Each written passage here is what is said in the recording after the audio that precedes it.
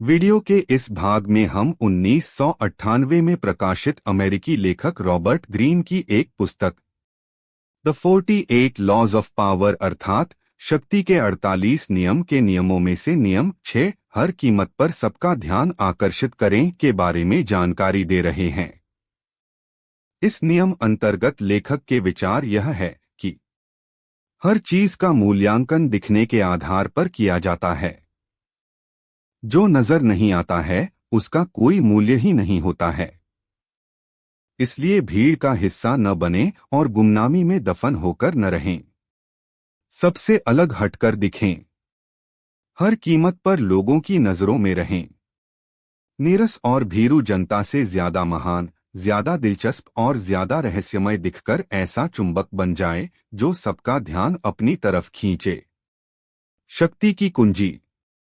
अपने आसपास के लोगों से ज्यादा चमकदार दिखना एक ऐसी कला है जो जन्मजात नहीं होती है। आपको लोगों का ध्यान आकर्षित करना सीखना पड़ता है। अपने कैरियर की शुरुआत में ही आपको अपना नाम और प्रतिष्ठा किसी एक गुण या छवि से जोड़ लेना चाहिए ताकि आप दूसरे लोगों से अलग नजर आ सके। यह छवि कुछ भी हो सकती है, जैसे कपड़ों की विशेष शैली या व्यक्तित्व की कोई अनूठी बात जिससे लोगों की रुचि जागे और वे आपके बारे में बातें करें। एक बार जब आपकी प्रतिष्ठा स्थापित हो जाती है तो आपके पास एक दिखावे का आसमान तैयार हो जाता है जिसमें आपका ही सितारा जगमगाता रहता है। यह सोचना गलत है कि आपका यह अनूठा रूप विवादास्पद नहीं होना चाहिए या लोगों की आलोचना बुरी बात है। सच्चाई इसके बिल्कुल विपरीत है। आलोचना से बचने की कोशिश न करें। किसी दूसरे को अपने से ज्यादा कुख्यात न बनने दें। आपको इस बात की परवाह नहीं होना चाहिए कि आपकी तरफ ध्यान क्यों दे रहे हैं। लोगों का ध्यान चाहे जिस कारण से आपकी ओर आकर्षित हो रहा हो, आपको फायदा ही होता है। लेखक ने एक भारतीय दंतकथा ततैया और राजकुमार के उदाहरण से उपरोक्त कथन को समझने का प्रयास किया है। पिंटेल नाम का एक तलैया था। वह लंबे समय से कोई ऐसा काम करना चाहता था जो उसे हमेशा के लिए मशहूर कर दे। इसलिए एक दिन वह राजमहल में घुसा और उसने बिस्तर पर सो रहे नन्हे राजकुमार को काट लिया। दर्द के मारे राजकुमार जाग गया और जोर जोर से रोने लगा। राजा और दरबारी भागकर यह देखने अंदर आए कि क्या हुआ था। राजकुमार लगातार रो रहा था क्योंकि ततैया उसे बार बार काट रहा था। दरबारियों ने ततैये को पकड़ने की कोशिश की लेकिन उसने उन्हें भी काट लिया। पूरा राजमहल वहां इकट्ठा हो गया। यह खबर आग की तरह फैल गई और लोग झुंड बनाकर महल की तरफ आने लगे। पूरे शहर में हल्ला मच गया और सारा कामकाज ठप हो गया। ततैये ने अपनी कोशिशों के कारण मरने से पहले सोचा, जो नाम मशहूर नहीं है वह बिना लपटों वाली आग की तरह है। हमेशा लोगों का ध्यान आकर्षित करना चाहिए, चाहे उसकी कोई भी कीमत क्यों न चुकानी पड़े। लुई 14वें के दरबार में बहुत से योग्य लेखक, कलाकार, सुंदरिया और चरित्रवान स्त्री पुरुष थे, लेकिन ड्यूक डकले लॉजन के बारे में जितनी बातें होती थीं, उतनी किमी और के बारे में नहीं होती थीं। ड्यूक नाटे थे और बहुत ही बदतमीजी का व्यवहार करते थे। राजा की प्रेमिकाओं के साथ सोते थे और खुलेआम न सिर्फ दूसरे दरबारियों के साथ बदतमीजी करते थे बल्कि सम्राट का भी अपमान करते रहते थे। बहरहाल लुई को ड्यूक से अनूठापन इतना मोहक लगता था कि वे दरबार में उनकी अनुपस्थिति बर्दाश्त नहीं कर पाते थे। इसका कारण स्पष्ट है, ड्यूक के चरित्र की विचित्रता सबका ध्यान आकर्षित करती थी। उनसे मंत्रमुग्ध होने के बाद लोग हर कीमत पर उन्हें अपने आसपास रखना चाहते थे। समाज हमेशा ऐसे लोगों को पसंद करता है जो औसत लोगों से बड़े या अलग हो। इसलिए ऐसे गुण विकसित करें जिनके कारण आप दूसरों से अलग दिखें और आपके प्रति लोगों का ध्यान आकर्षित हो। इसलिए विवाद को गले लगाएं, यहाँ तक कि स्कैंडल को भी।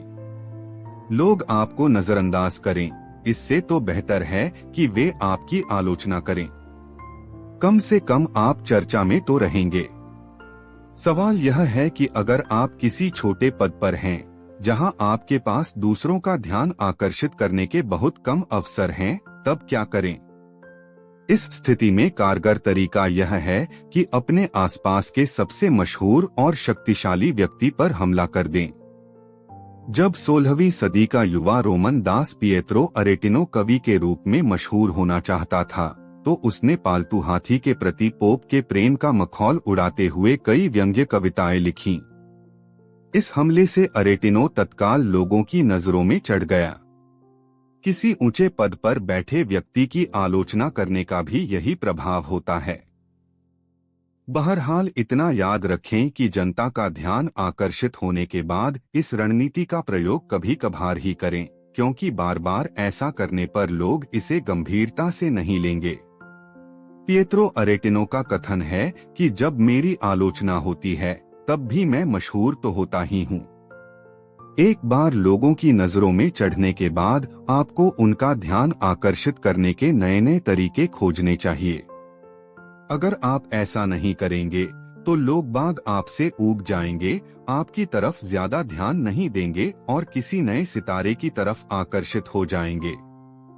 इस खेल में निरंतर सावधानी और रचनात्मकता की जरूरत होती है।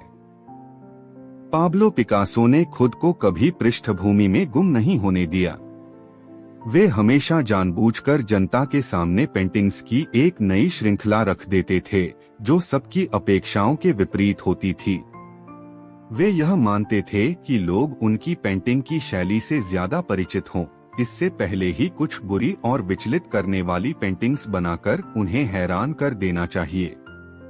यह अच्छी तरह से समझ ले लोग खुद को उस व्यक्ति से श्रेष्ठ मानते हैं, जिसके काम के बारे में वे पहले से भविष्यवाणी कर सकते हैं। अगर आप उनकी अपेक्षाओं के विपरीत जाकर उन्हें यह बता देते हैं कि नियंत्रण की बागडोर आपके हाथ में है, तो आपको उनका सम्मान भी मिलेगा और आप लंबे समय तक उनका ध्यान भी आकर्षित कर पाएंगे। तस्वीर लाइमलाइट। जो अभिनेता इस चमकदार रोशनी में कदम रखता है, उसकी उपस्थिति ज्यादा प्रबल हो जाती है। सबकी आंखें उसी पर टिकी रहती हैं। लाइमलाइट के संकरे दायरे में एक बार में सिर्फ एक अभिनेता के खड़े होने की ही जगह होती है। खुद को लाइमलाइट में रखने की पूरी कोशिश करें।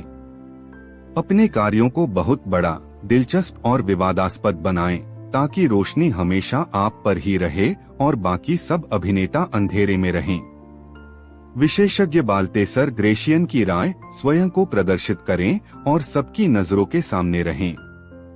जो दिखता नहीं है, एक तरह से उसका अस्तित्व ही नहीं होता है। रोशनी के कारण ही दुनिया दिखाई देती है। प्रदर्शन से कई खाली स्थान भरते हैं, कई कमियां ढकती हैं और नया जीवन मिलता है, खासकर तब जब इसके पीछे सच्ची योग्यता होती है। वीडियो के इस भाग में हमने शक्ति के 48 नियम के नियमों में से नियम 6, हर कीमत पर सबका ध्यान आकर्षित करें के बारे में विस्तार से जाना। वीडियो के अगले भाग में हम नियम 7, काम दूसरों से करवाएं लेकिन श्रेय खुद लें के बारे में विस्तार से जानेंगे।